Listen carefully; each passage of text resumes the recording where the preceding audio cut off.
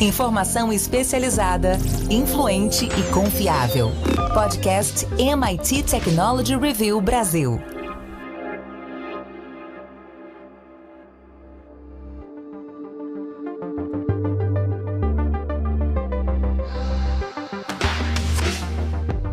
Olá, eu sou o André Miceli e esse é mais um podcast da MIT Technology Review Brasil. Feliz 2024 para você que nos ouve. Hoje eu, Rafael Coimbra e Carlos Aros vamos falar sobre as tecnologias que devem dar a tônica desse ano, que vai acontecer ao longo do ano, que vai modificar a nossa sociedade e as nossas vidas.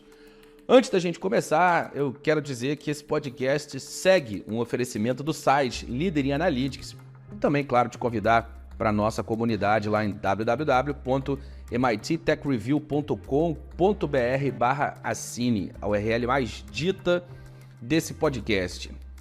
Rafael Coimbra, Carlos Aros, feliz 2024 para vocês. Vamos começar com os nossos prognósticos. Cada um de vocês traz duas, depois eu também trago duas e a gente vai analisando o que cada um trouxe. Rafa Coimbra, sua primeira tendência. Tô de olho, André, num desdobramento da inteligência artificial generativa. Nós vimos em 23 greve dos roteiristas e também dos artistas lá em Hollywood, isso atrasou as produções. Havia ali, obviamente, preocupações relacionadas a salário, as pessoas queriam melhores condições de trabalho, mas tinha um temor muito grande dos efeitos da inteligência artificial. Será que a IA vai escrever roteiros? Será que a IA vai criar clones de dublês digitais? E eles momentaneamente conseguiram conter isso com acordos com as grandes produtoras. Mas eu acho que isso foi só temporário. Eu, olhando para frente, um cenário aqui já de curto, médio prazo, acho que essas pessoas podem estar protegidas, mas a indústria, até por uma questão de redução de custos, vai buscar produzir atores digitais do zero. A gente está começando a fazer avatares hiperrealistas, colocar mais emoção nesses personagens digitais, e eu não me surpreenderei se, muito em breve, a gente comece a assistir, como a gente vê animações e já vê, né? Mas a gente vai começar a ver filmes mesmo hiperrealistas, você não vai distinguir se é uma pessoa, se não é, a carga emocional vai estar ali. Esses artistas digitais e os cenários digitais, eles vão ser mais baratos, mais programáveis. E eu acho que essa tendência também vai chegar no mundo dos jogos. Os jogos vão ter um componente de inteligência artificial generativa. A gente viu um fenômeno em 2023 dos NPCs, pessoas imitando aqueles personagens que ficam em movimentos repetitivos durante os jogos, mas eu imagino que os jogos vão ganhar mais vida porque esses personagens vão ficar se reinventando ao longo do jogo. Cada jogo será um novo jogo munido por um motor de inteligência artificial. E eu, já para juntar então e finalizar, acho que essas duas tendências em algum momento vão se convergir no futuro. A gente vai ter jogos com cara de cinema e filmes com caras de jogos que vão se moldando, se adaptando muitas vezes de maneira personalizada a partir do entendimento da inteligência artificial. É isso, Aros? O que você acha? Eu concordo com a visão do Rafa. Eu tenho só um receio do ponto de vista de linguagem sobre o quanto isso não pode ser estranho ainda, no caso do cinema, evidentemente, para uma parcela da população, daqueles que são mais puristas, por assim dizer. A gente tem visto um crescimento importante do uso de recursos visuais no cinema, o quanto a experiência tem sido alterada, mas ao mesmo tempo isso tem sido colocado ao lado de um debate sobre o quanto nós estamos abandonando uma certa naturalidade, um outro papel da arte e aquela velha discussão. Óbvio que como um recurso acessório, como uma ferramenta, não vai gerar um grande ruído. A questão é quando a máquina começa a substituir todo o resto. E aí a gente tende a perder a naturalidade, tende a perder um sem número de aspectos que são muito próprios da arte. E essa é uma excelente discussão que se aplica não só ao cinema, mas que se aplica à música, que já usa muito, e o nosso amigo Bosco ele pode falar sobre isso, de recursos de inteligência artificial, mas que a gente não percebe, e a gente passou a perceber quando passou a criar réplicas, né? Passou a mimetizar o indivíduo, ou propor junções estranhas de um artista de um gênero, supostamente cantando uma música de um outro gênero e etc. Então, quando entra no limite dessa confusão, gera uma estranheza e as pessoas acabam chamando a atenção pelo pitoresco e absorvendo menos. Mas essa troca, essa simbiose, naturalmente aconteceria. A gente já tem alguns exemplos disso no cinema. O meu grande receio é quando ela se torna um excesso, e é por isso que a gente tem visto uma gritaria muito grande de alguns integrantes da indústria do cinema, sobretudo. Os games não, esses estão bem resolvidos, mas a indústria do cinema, por causa dessa entrada cada vez mais forte da tecnologia. Rafa, segunda tendência. Segunda expectativa minha, André, é em relação ao Drex, o nosso real digital, que está em fase de testes, né? Um projeto piloto. Há a expectativa de que ele saia no fim de 2024, e eu tenho muita convicção que isso vai redefinir a forma como nós fazemos transações financeiras, pagamentos, compras, tudo que a gente viu já de avanço em relação ao Pix, que agilizou as nossas vidas, fazendo aqui a ressalva de que a gente teve muitos problemas ali no início, sobretudo em relação à segurança, mas depois que a coisa deu uma acomodada, hoje o Pix se mostrou um grande padrão. A gente vê as vantagens de uma ferramenta digital eficiente. E com o dinheiro digital, aí eu estou falando de uma criptomoeda, mas emitida pelo Banco Central do Brasil, então vai ter, de certa forma, um impacto no mundo das criptomoedas independentes, como o Bitcoin, porque as pessoas vão começar a olhar para um e para o outro e fazer a sua análise do que é mais interessante, e haverá uma camada de programabilidade dentro desse dinheiro, porque esse dinheiro, ele uma vez que ficar nas mãos das instituições financeiras, por se tratar de uma moeda rodando em blockchain e com características digitais, essa moeda poderá ser programável. Os bancos, as instituições financeiras vão transformar esse dinheiro em tokens, e esses tokens, por sua vez, vão ganhar funcionalidade. Então não vai ser mais...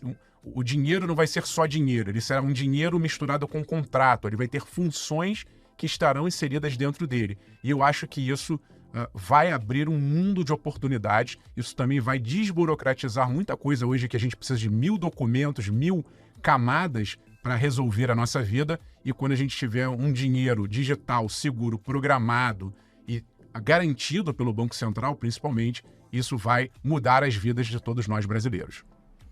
E o amadurecimento do processo de negociação via criptoativos, especialmente com a participação dos bancos centrais, com os stablecoins, faz com que o próprio processo seja mais inclusivo, dado que ele fica mais barato.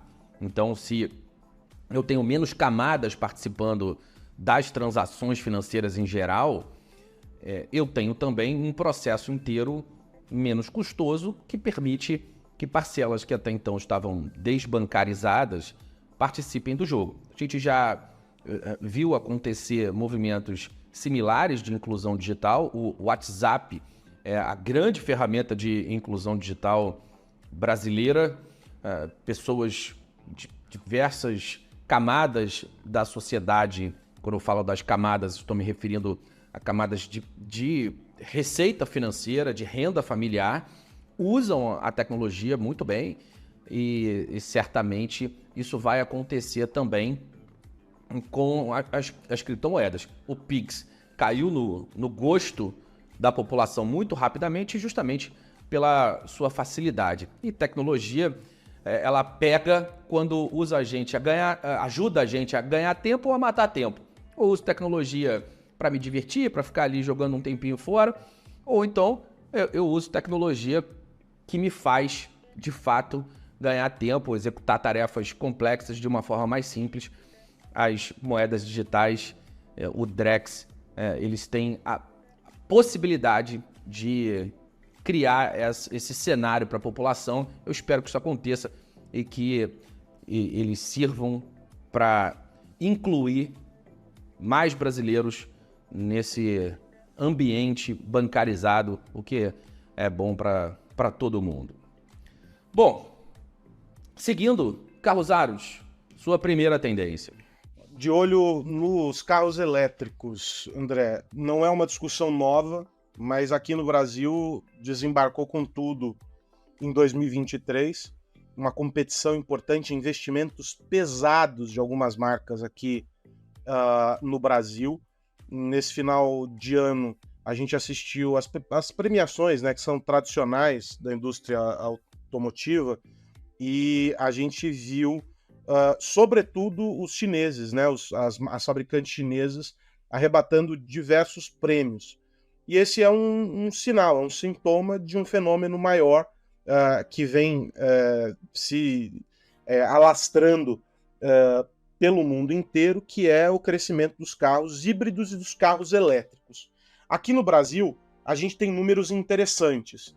Um crescimento bem importante do crescimento do consumidor, acompanhado de preços atraentes, faz com que as vendas tenham números positivos. Ao mesmo tempo, há ainda do lado da indústria um debate importante que será a tônica de 2024. O debate sobre isenção, sobre taxação e sobre a relação custo-benefício para o consumidor, no caso dos carros elétricos. Não é a salvação da lavoura, a gente sabe. Inclusive, no grande debate sobre mobilidade, os elétricos entram com uma parcela pequena de colaboração. Os híbridos ainda aparecem com mais efetividade, embora os combustíveis fósseis ainda sejam bastante demonizados. Como falamos na semana passada, existe um processo, existe vontade, existe investimento, mas é uma jornada longa. A transição para a saída, para a remoção do combustível fóssil do nosso cotidiano, ela é uma jornada muito, muito longa. Os carros elétricos entram e carregados de desafios. Eu mencionei 3 do ponto de vista regulatório, porque um deles, que é o caso das isenções, está parado na Comissão de Ciência e Tecnologia lá no Senado. É tema da pauta para o próximo ano, a abertura dos trabalhos no próximo ano já deve contar com esse tema sendo discutido, porque o presidente dessa comissão já colocou como prioridade. Por quê? De novo, porque existe um movimento muito importante de investimentos aqui no Brasil e o país não quer perder esses investimentos, mas no quadro geral ainda há perguntas que precisam ser melhor respondidas. Primeiro, a acessibilidade, o custo para a infraestrutura necessária para que esses carros se viabilizem, né? Os postos de recarga, né? Os postos de recarga dentro de casa para que as pessoas possam ter esses carros, então acessibilizá-los. A questão das baterias, o que vai ser feito com a vida útil dessas baterias? Elas vão ter a recarga rápida para que se torne mais interessante para o consumidor? E aí a gente entra num modelo em que numa discussão sobre o modelo de negócio das grandes fabricantes.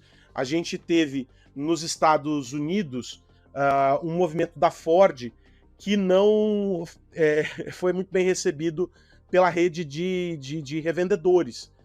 Metade, praticamente, das concessionárias não quer vender carros elétricos. Eles não querem fazer os investimentos necessários para colocar equipamentos e treinar pessoal para atender o consumidor com os carros elétricos. Só que a Ford já definiu que vai colocar os carros elétricos em todas as suas concessionárias. E esse mesmo movimento, essa queda de braço, a gente está assistindo no mundo todo, com quase todas as fabricantes. Então, 2024 vai ser um ano decisivo para os carros elétricos, do ponto de vista do desenvolvimento tecnológico, do ponto de vista de consolidação do mercado e de definição de um modelo regulatório para esses veículos, que vai abraçar não só o que necessariamente vai ser aplicado como isenção, mas se vai taxar, se não vai taxar, e tem leituras de todos os lados. Hoje, a leitura que pesa sobre as demais é a de que é uma concorrência desleal e por isso que precisa ser equilibrado. A visão contrária a essa é a de que precisa ser incentivado no mesmo modelo, talvez, guardadas as devidas proporções, que se incentivou energia solar lá atrás. é a busca por algo que vai beneficiar lá na frente e que, portanto, precisa ter um empurrãozinho de início. Mas 2024 vai ser um ano importante para a gente entender a trajetória. A minha aposta é que ainda em 24 os híbridos vão se sobrepor aos elétricos. Rafa, o que você acha? Complementando e só destacando aqui um ponto que o Aros trouxe, eu acho que é fundamental a parte da infraestrutura. A gente vê na China, na Europa, a gente acabou de voltar da Europa agora, e eu só via carro de aplicativo elétrico competindo de igual para igual, às vezes superando em termos de oferta os carros a combustível fósseis. Nos Estados Unidos, o governo atual fez um investimento pesadíssimo para criar uma rede de leste a oeste, de norte a sul do país, para que, obviamente, as pessoas tenham autonomia para dirigir em longas distâncias. A gente está falando de uma limitação hoje técnica, alguns carros ali, a maioria está girando ali em torno de 250, 300 quilômetros, é o que um carro é capaz de rodar sem precisar recarregar, alguns um pouquinho mais, mas se você fizer uma viagem entre duas grandes cidades no Brasil, que é um país continental, não dá para chegar no outro lugar sem ter um posto no meio do caminho. E não tem posto de recarregamento, essa é a verdade, nem nas grandes cidades, quanto mais em lugares mais afastados do Brasil. Isso tem que estar na pauta da política pública, a isenção, o incentivo a se construir a infraestrutura do futuro. Não adianta ter carro e não ter onde carregar esse carro. É isso. Carlos Aros, sua segunda tendência. O segundo ponto aqui que eu quero destacar é algo que me chamou muita atenção neste ano que passou e que com certeza vai se aprofundar para 2024, é a história do influenciador virtual. E para contar essa história do que a gente vai assistir cada vez mais, é preciso citar a Aitana, que é uma influenciadora que não existe no mundo físico. Ela só existe no mundo digital. Mas ela tem perfil nas redes sociais, seguido por milhões de pessoas que, desconfio, são 200 mil seguidores só no Instagram. Boa parte deles eu tenho certeza que não fazia ideia de que ela não é uma influenciadora de verdade. Ela tem contratos com agências de publicidade e ganha algo em torno de $10 mil por mês por contrato de marca. A gente já viu com o DALL-E, com o Midjourney, a gente já viu a força que esses modelos virtuais ganham na publicidade. A gente já viu o quanto a tecnologia permite que se crie essas experiências, e a gente falou, o Rafa trouxe o exemplo do cinema e dos games aqui, e eu destaquei o que me preocupa é quando a gente extrapola esse limite. Mas no caso da publicidade, eventualmente, não há esse limite. E as marcas hoje têm um desafio importante no que diz respeito à relação com os influenciadores, que é o desafio da proteção. É saber se aquele influenciador que hoje é importante, interessante para a marca, e que tem um contrato que traz benefícios, cuja imagem traz benefícios para aquela marca, pode amanhã ser problema a partir de um simples tweet, a partir de um story que ele publique, ou qualquer coisa do gênero. Com um modelo virtual, isso não existe, porque a vida ali se dará com base em um roteiro estabelecido pelo grupo de publicitários que criou aquela ação, que construiu aquela personagem. Ela vai se basear única e exclusivamente no roteiro e na capacidade que se criará a partir disso de interagir, de engajar e de criar essa relação com o consumidor, com o internauta. Os personagens estão cada vez mais reais. E o realismo agora, com base na animação digital, com base na inteligência artificial, nessa experiência que a IA generativa oferece, vai fazer com que essas relações extrapolem o que a gente conhece hoje. E talvez esses modelos de influenciadores virtuais se tornem mais estratégicos para as marcas, em alguma medida, menos arriscados, portanto, do que alguns influenciadores de milhões de seguidores que podem cometer deslizes, porque o ser humano é capaz de errar. Alguém roteirizado, um personagem roteirizado, cumpre com esse roteiro e a margem de erro é muito menor.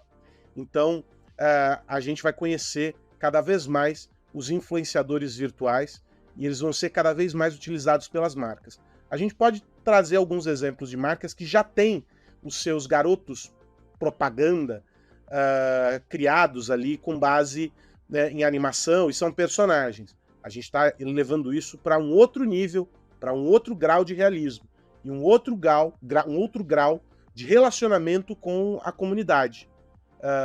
É disso que a gente está falando quando fala no influenciador virtual. E a minha aposta é de que em 2024 essas figurinhas vão ganhar cada vez mais a nossa atenção. É isso, alguns pontos são relevantes quando a gente fala desse tema. Compras ao vivo, os influenciadores virtuais podem tratar compras ao vivo o tempo todo, não precisa sair do ar, porque, enfim, não cansa. Diversidade é um outro ponto que chama atenção, a representatividade. Dá para as marcas construírem avatares, personagens que dialogam com públicos diferentes.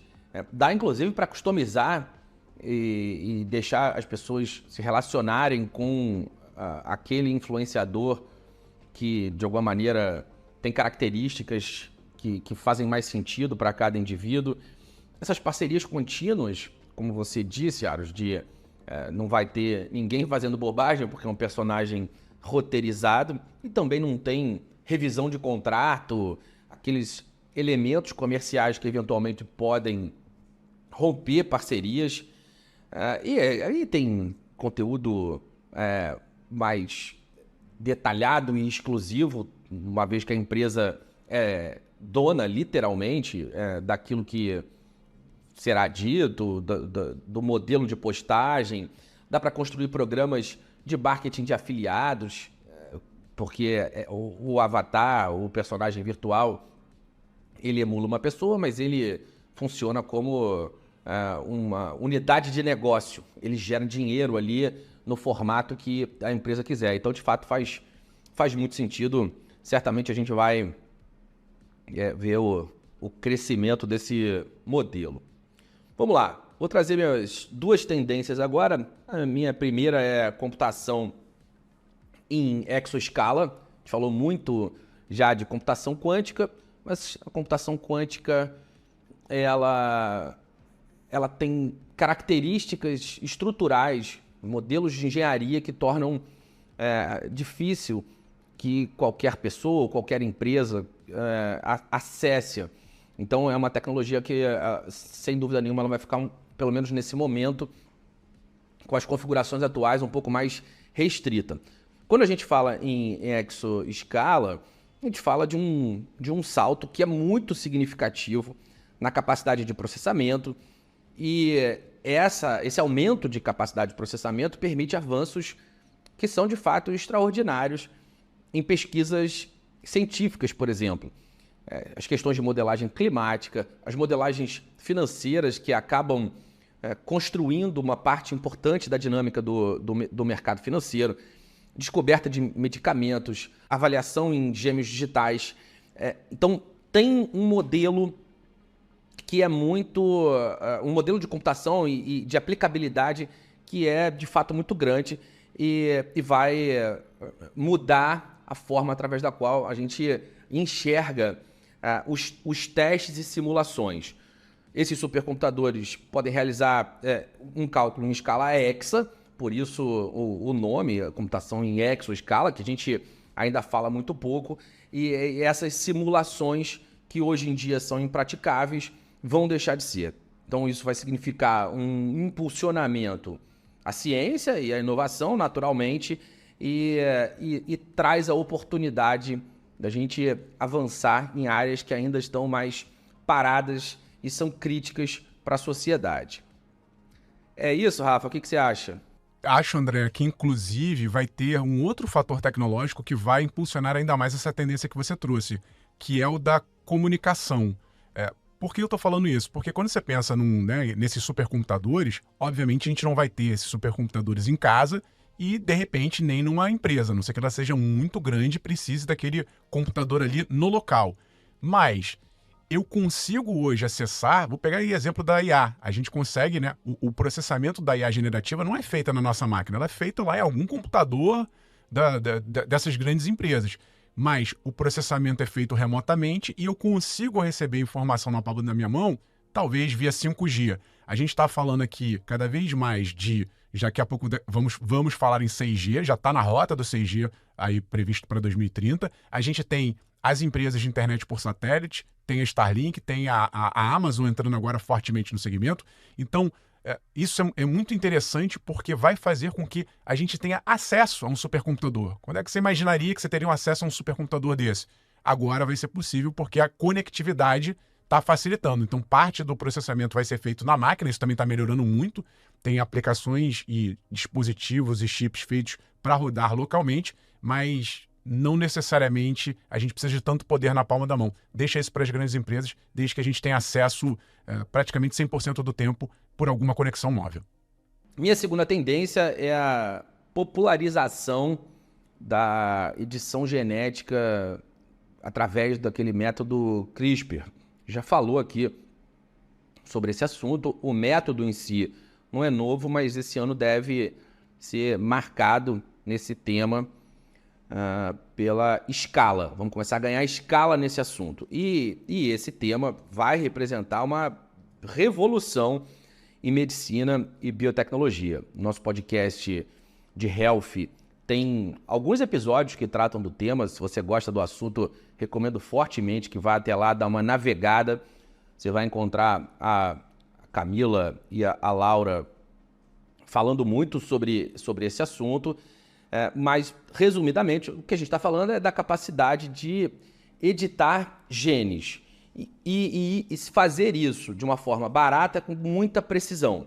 Então, todo esse processo de individualização da medicina tem implicações que são muito profundas no tratamento de uma variedade enorme de doenças genéticas e ainda de servir como ponto de partida para outras mazelas, para outras doenças.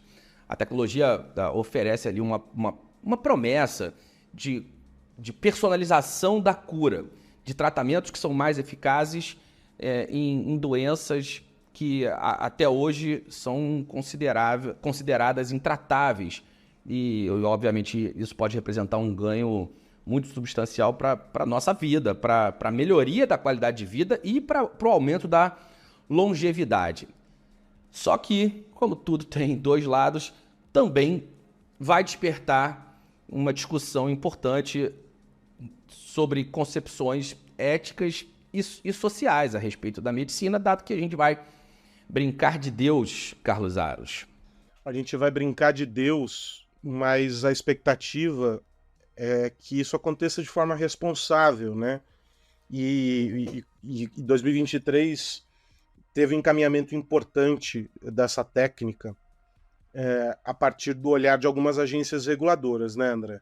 Então, a tendência é que, acompanhando o desenvolvimento tecnológico, a maturidade da técnica e o desenvolvimento de instrumentos e ferramentas que vão permitir o uso focado para o tratamento de doenças, eu acho que esse tem que ser o nosso olhar, porque a gente desvirtua muito esse tema quando entra numa ideia de que é possível fazer tudo e de fato acaba sendo a partir do acesso que se tem a determinada técnica por meio do dinheiro. Eu posso pagar por aquilo e etc. E não é bem assim.